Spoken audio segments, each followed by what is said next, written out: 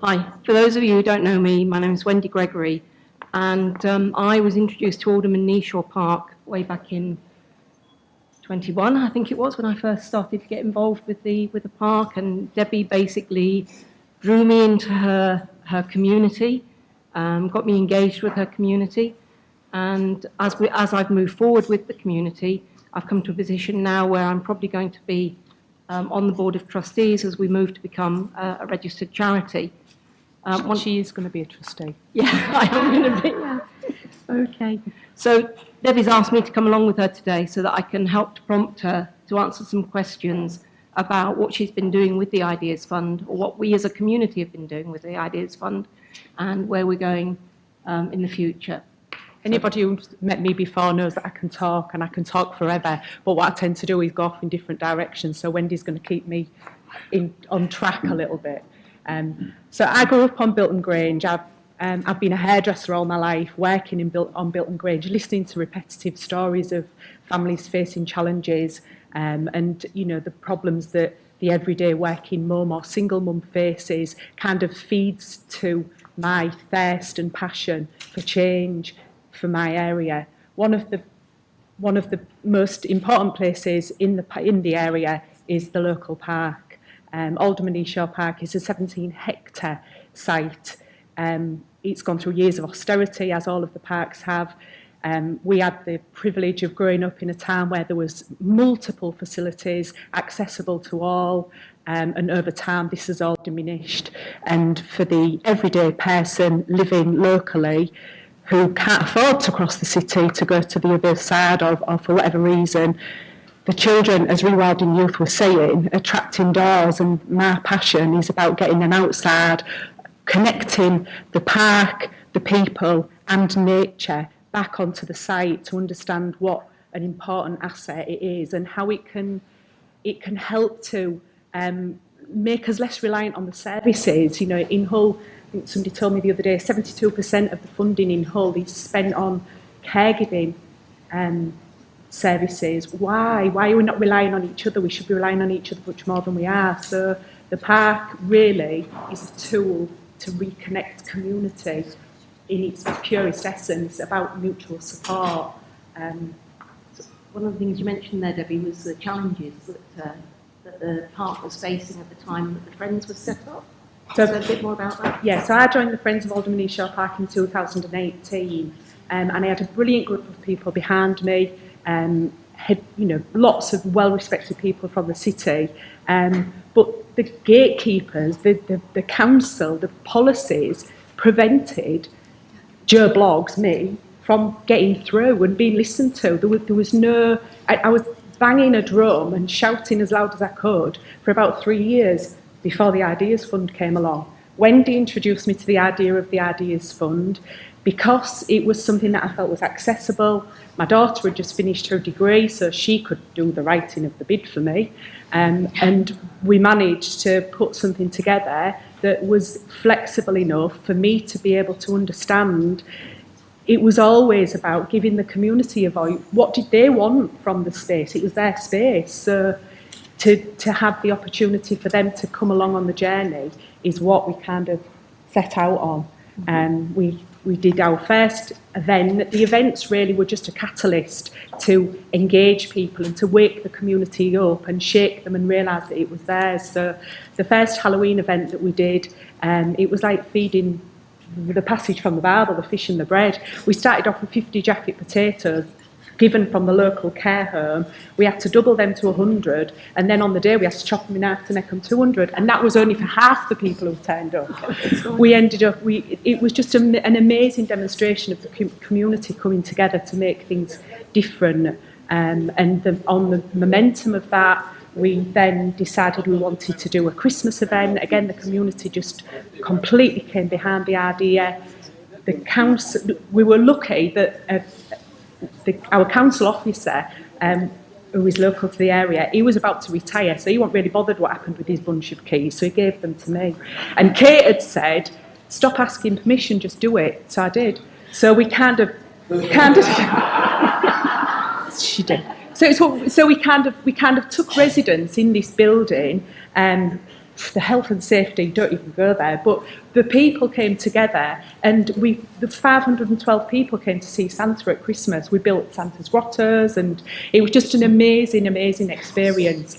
Tommy Coyle gave us tangerines, and Children's University gave us books. We made badges thanks to Scrabs and everything, and none of it was done through money. It was done through people coming together. So that's what, I'm rambling. No, you're not. You're doing fine. Anyway, listen, I want you to go back a little bit, back a step, because I want you to talk about the Ideas Fund and what the nature of your relationship was with Anne Jonas, who was the researcher that came in to help with this project that we had underway. Right, you've got to understand, like I said, I'm an hairdresser. I can talk for England, but what I talk about sometimes just goes off in all kinds of different directions. So talking with people was something that I'm good at, but education, university, alien. So having somebody from the university listen to what I was saying was unbelievably empowering. Again, like I say, the funding, the money was really an insignificant factor in the journey that we've had. Having the backing of somebody who I held on a really high pedestal, listen to what I had to say, just shifted things. It shifted things completely. And so when I met Andy for the first time, I was extremely dubious as to why, and what's all this about. This is strange.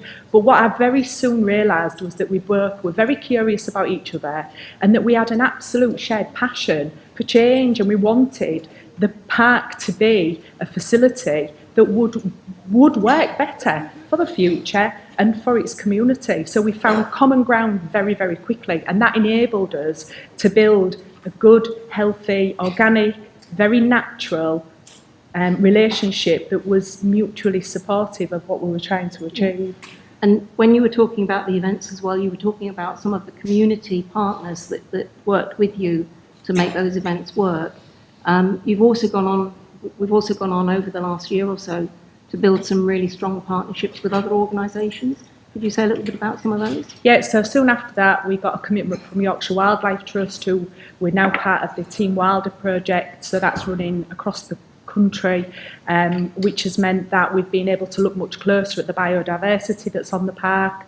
We've been able to plant according to what species we realise are in decline, but we've done that in conjunction with the children and the families of the area. But that's brought in other partners. So we began working with Yorkshire Wildlife, they brought in the Deep, we brought in Bishop Burton College, Rewilding Youth, we've worked with them, and lots of additional partners started coming in. I think we've worked with over 30 different partners now, and everybody we talk to really is keen to work and support the work that we're trying to do, because it's about how can a green space impact the wider community, mental well-being, climate change, food deprivation. I volunteer at the local food bank as well, so I have a real understanding of the absolute need of the everyday person to be able to access fresh food. And can you say something about how the nature of your relationship with the council has also changed during this period? They all want to be my mate now.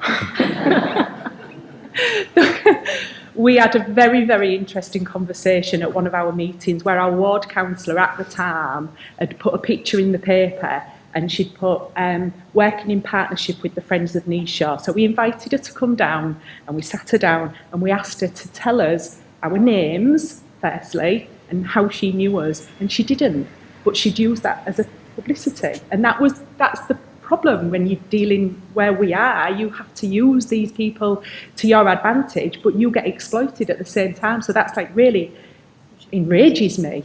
But no, the relationship that we have now is a very healthy one, and it's on our terms. It's not on their terms. We're not there to be used as a political opportunity. We're not playing those games. We're purely there, as is HU5, to make certain that it's about the voice of the people. And the most recent signs that the council is on the side of the Friends of Alderman Kneeshaw, Levelling Up Fund. Oh yes, Isn't it so that? the council, well she actually walked into the salon when I was in the middle of doing somebody's hair all beaming and wanted us to work with them on the levelling up funding. So with the park received £85,000 worth of levelling up funding.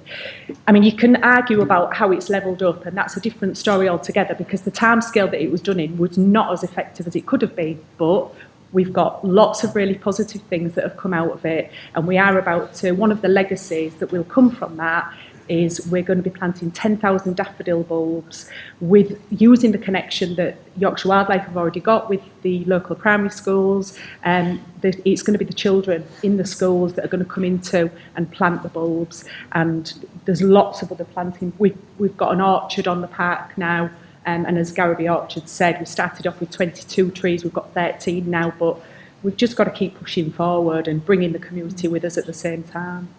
All right. Thank you very much, Debbie. Thank you.